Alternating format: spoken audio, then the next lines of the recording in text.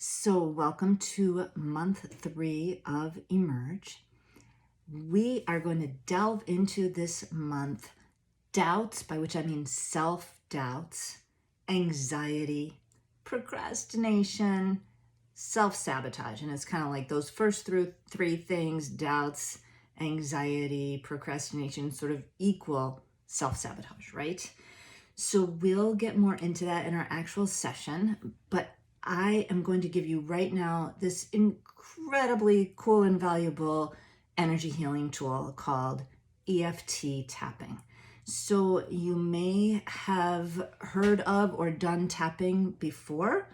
I probably do it in a little bit different way than you're used to, because a lot of people out there on social media, especially now, are basically tapping the endpoints of meridians, which is cool, but they're just saying affirmations with it. Now that can work for some people. Doesn't work for me, doesn't work for a lot of people I work with, because it can be motivating to just say affirmations and tap. And if that works for you, keep doing it. But what can happen is if you're saying an affirmation like, every day in every way, my life is getting better and better, it could bring up the opposite. Because as you say that, if you're not really feeling that 100%, it's going to just bring up a lot of like, no, my life is not getting better and better. 5 years ago when I had this, it was so much better. And what about this? And so it really kind of does the opposite. So what I'm teaching you here today is how to start to use real EFT, which is emotional freedom techniques, tapping, and it actually works. And I'm going to tell you why. So it has to do with the fight or flight or freeze or fawn response, which we're going to abbreviate to the fight or flight response. So the fight or flight response used to be really great, because when our ancestors hundreds of years ago would see a tiger in a field of flowers, they would focus, the ones who lived, on the tiger, right? Not on the pretty flowers. And the fight or flight response saved their lives. And we still have it. And it's why when we are crossing the street and some crazy cab driver is making a left-hand turn really fast, we can jump out of the way. Thank you, fight or flight response. Before we even thought about it, our body went, phew. But most of the time, the fight or flight response now pretty much sabotages us, because we're just spinning around with such. So what the fight or flight response does is it sends the blood in our bodies to our extremities, to our hands so we can fight, to our feet so we can flee. And it makes our heart rate increase. It raises our cortisol levels. All of those things are good for fleeing from a tiger. Not so good for what? Thinking, processing our emotions. We want the blood back in our forebrain so that we can be more logical and deal with our emotions. And by the way, I always say emotions are like a tantruming toddler. So if you have ever seen or had a tantruming toddler in a grocery store, if you just ignore that toddler who's throwing a tantrum, what happens? They scream louder. If you tell them that every day in every way their lives are getting better and better, what happens? They're probably gonna kick you, right? But if you recognize how that toddler is feeling and say, oh my gosh, you want that Reese's peanut butter cup. I understand that you really want it. The toddler goes, I do. They feel seen and heard, and probably pretty soon you'll be able to give them a hug and get through it. So that's how our emotions are. Our emotions don't particularly want to be argued with or denied. They want to be first seen and actually accepted. And a lot of people don't like that word acceptance, like accept your emotions, because they feel like it means getting stuck there. But it is the opposite. Acceptance is the starting point of change. If we can just accept that this is how we feel for now, but maybe not forever, that is when our bodies will be like, oh, okay, you saw me. All right. So tapping isn't just seeing emotions, it's combining that with, and I'm going to show you exactly, and you'll get written materials on exactly where these points are, so don't worry about it, you'll get it. But the reason that we're tapping is we're tapping the endpoints of meridians, which run all through our body. And that's because the fight or flight response, which begins in a little part of the brain called the amygdala, does not understand language. The amygdala is not directly connected to any center of language in our brain. So that's why when somebody tells you to relax, it doesn't work. Your amygdala didn't understand, but your amygdala does understand this. Stimulating those endpoints. We are using a few of the same acupuncture points, the same meridian endpoints as acupuncturists use. And acupuncturists stimulate these endpoints of meridians with needles. So we can stimulate them. I'm not an acupuncturist, but we can stimulate them in a very similar fashion by tapping. And by the way, if the tapping bothers you, because sometimes it kind of gets to me, you can just rub in little circles, but firmly, okay? So what we're doing as we are sort of accepting our emotions, even seeing what they are in the first place, we don't even know that sometimes, we are tapping on these points to let our amygdala know, even though this feels like it's happening, it's okay. It's okay. We're accepting it and we're going to get through it. So it down regulates the nervous system in an almost unbelievably fast way. And there are hundreds now of studies, peer-reviewed scientific studies that prove the efficacy of EFT tapping. They use it with veterans with formerly intractable PTSD. They use it with people who have been in car accidents and have major illnesses, have huge phobias, and certainly it also works on people probably like you and me who just have like, I'm anxious about this, or I keep procrastinating on this, or I have this doubt about myself, okay?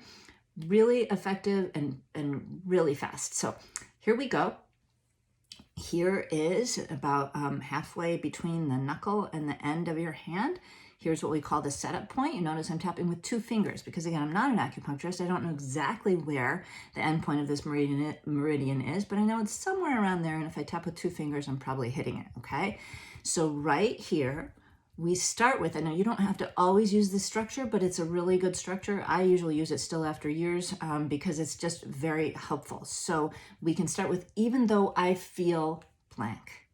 So let's take an example of, even though I feel anxious about this presentation I have to do tomorrow, okay? Even though I feel really anxious about this presentation, and then we put a balancing statement. So it's like the feeling is over here, and over here, to balance it out, is another statement. And this is where most people get hung up. I don't know what to say.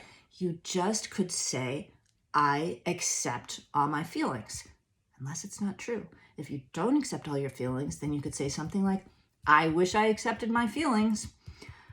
Ideally, the way that EFT started out was we would say, even though I feel very anxious about this presentation, I unconditionally love and accept myself. If you've done a lot of work on yourself and you can truthfully, authentically say, I love and accept myself, great, say it. A lot of people, I'm very into like just the absolute truth for you right now. If you don't feel it, don't say it in this particular exercise, okay? So you could say, even though I feel so anxious about this presentation I have to do tomorrow, that's just the way I feel. That's what it is right now. I feel really anxious. And then you can say where you feel it in your body. And I feel it in my heart and in my gut. I really, really feel it. And then you put it on a scale of 0 to 10, 10 being the absolute worst it could possibly be, and 0 meaning you don't feel it. So let's say that you feel this at an 8 right now. You're sitting trying to work on your presentation, do the slides or whatever, and you're just feeling like, I can't do it, I can't do it, I can't do it. Even though I feel anxious at like an 8 in my heart and my gut about this presentation, that's just how I feel right now. And I see that, okay? And then you go to the top point as if you drew a line up from your ears. That's where this point is, okay? 2 fingers. And now you don't have to say the exact same statement over and over. You can if you want to. But here you can vamp on it. We're going to the next point. It's the inner eyebrow point.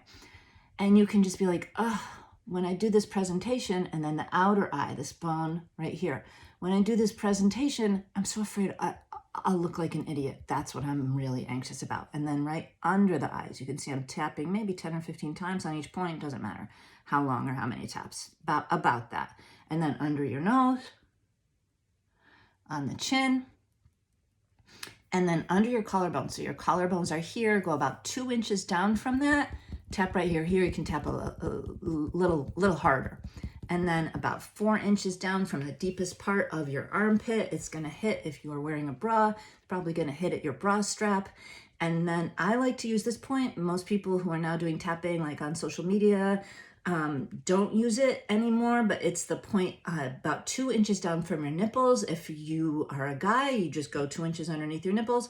For a woman or anyone with breasts, you have to go up and under, right? A lot of it's, so this is an awkward point. When I work with kids, schools, I don't use this point, but I like to use it here because this is a liver point, and it is where we store a little anger. And a lot of times women don't like to be angry because people don't like to see us angry. And so what do? We clench it inside. And then what does it do? It stays in there, and then we get, like emotional symptoms of it, and then we get physical symptoms of it. And if it's in there, it needs to flow. We want to always be in a state of flow. So I like this point. Okay, and then we're just going to do those points over and over. This is called the basic recipe. There's a lot of other stuff we can do with EFT tapping, but we're going to stick to this for now, okay? So as I was saying, you just vamp on whatever you're feeling as you are tapping, and that is letting you can do 2 hands or 1 hand. I do 1 hand here just so you can see me and I can see you. So you just vamp on it. This presentation, I've been dreading this for weeks, and that's just what I feel right now. I'm kind of afraid I'll look, I don't know, like I don't know what I'm talking about. And I'm just being truthful about that to myself right now. Even though I feel anxious about this presentation, I didn't even want to do it, but here I am doing it, and I really want to prove myself. And oh, that's another thing. I feel like I have to prove myself. Oh, that makes me feel so anxious. You see, so you just talk out, and as you're tapping the points, and don't be afraid to just say this. This is just like confessional ranting time, I'm assuming you're doing this just with yourself, or maybe with a practitioner that you can be honest with. And this is it. This is the time for you to get it out, okay? And I accept my feelings. And as you are tapping, remember what number you started at, and just watch it. The reason we rank it with these numbers is so that we can tell, like, oh, now when I'm thinking about it, I was really feeling it in my heart and my gut. It went down in intensity. I don't even know why, but now it feels like a 4. So see, you rate it so that because a 4 is still there. So it's kind of encouraging to rate it, because otherwise you feel like, well, it didn't work, I still feel it. But if something went from 8 to a 4 in like 3 minutes, like that's really good, right? Maybe I should keep doing this. And then you might get to a reframe. So it's like, even though I feel really anxious about this presentation, when I think about it, I always feel anxious about presentations, and I always come through. I always do a good job. I'm not quite sure why I get so free. I wonder if I think that the freaking out and the anxiety is actually part of preparing for the presentation. Maybe I could let go of that. So you see, I kind of got myself to a reframe of it, and I didn't make myself. It just kind of like comes up like, wait a minute, now this is what I feel.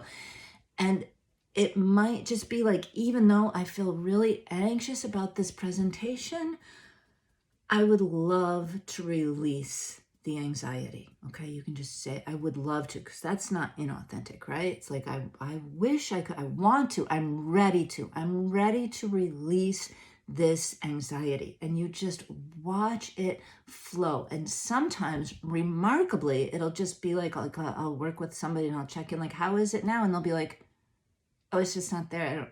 It just feels silly now. I don't know why I felt that way. So sometimes that can actually happen in 5 or 10 minutes. Sometimes it's a little more complicated, right?